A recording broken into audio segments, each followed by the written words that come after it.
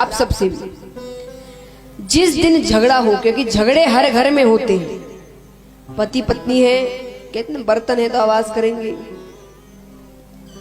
तो झगड़े हर घर में होते हैं, लेकिन जिस दिन झगड़ा हो उस दिन घर छोड़कर मत जाना, 2-3 दिन बाद चले जाओ।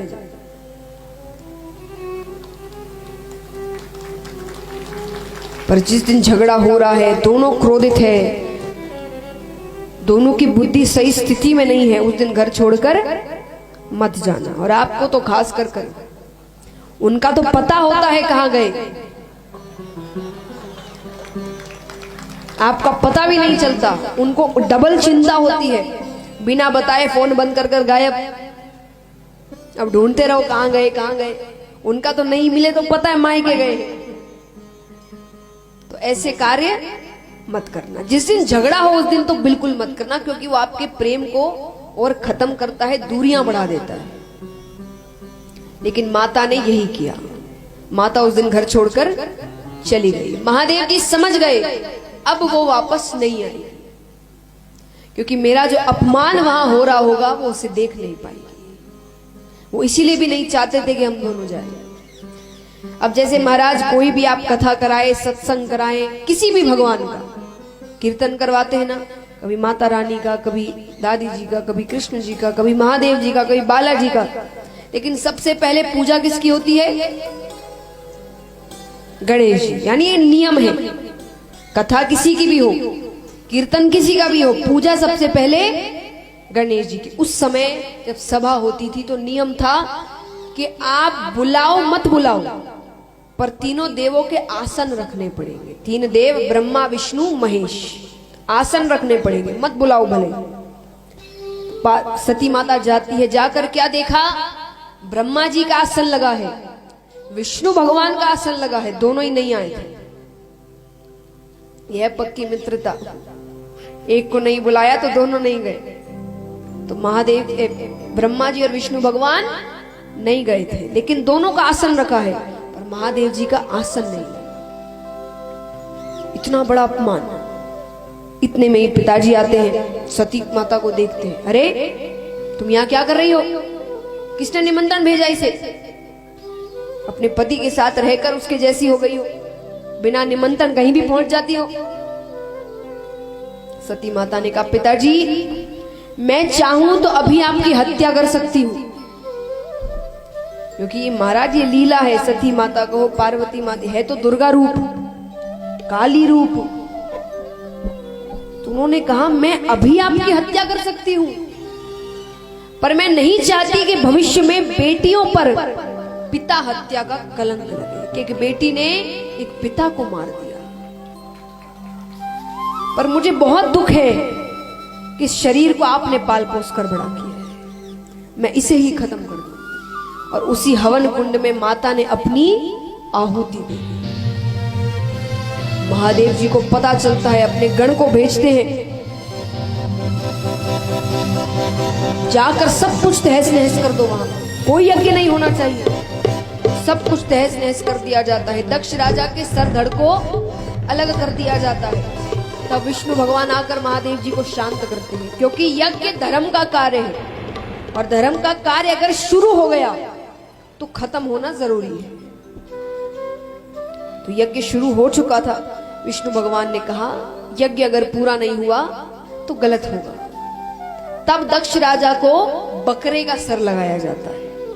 बकरा बहुत कामी होता है, जो बहुत कामी व्यक्ति होते हैं ना, उन्हें दूसरा जन्म बकरे का मिलता है, बहुत कामी होता है। बकरे का सर लगाया गया, हवन पूरा किया जाता है। उसके बाद माता के शरीर को लेकर महादेव जी परिक्रमा कर रहे हैं।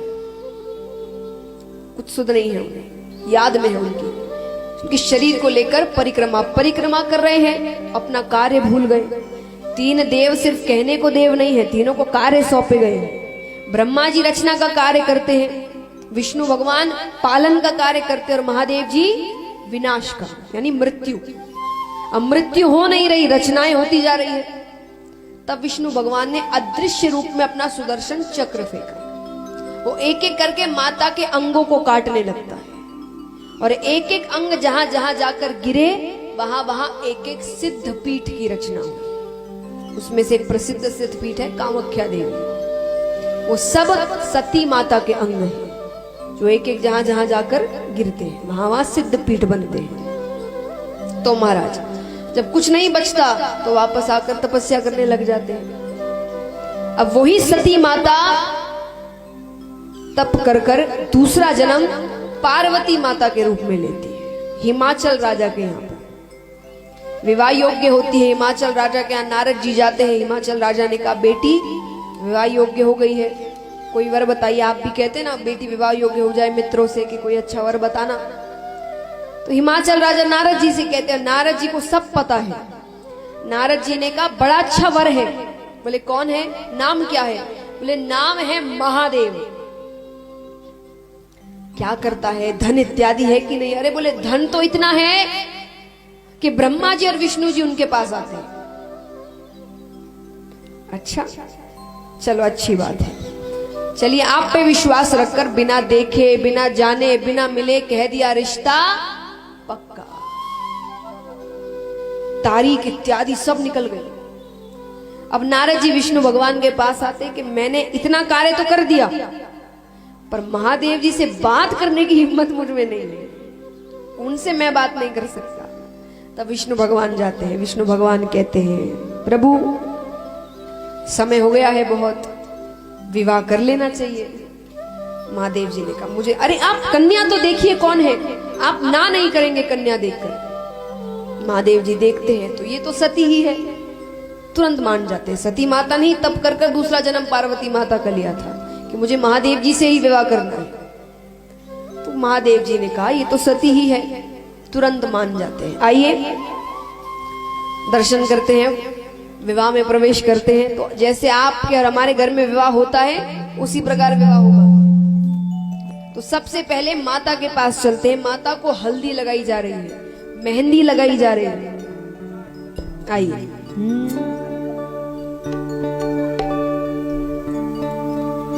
हल्दी मुलाई थारे तेल चढ़ा,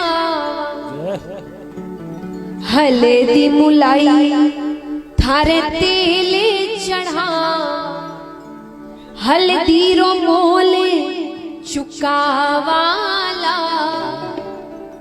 उगतेड़ो सूरज रो रंग लागे सुरंगो, मैं तो भोरा भोर बाण बिठावाला, मैं तो हरा हरा मूंग बिखरा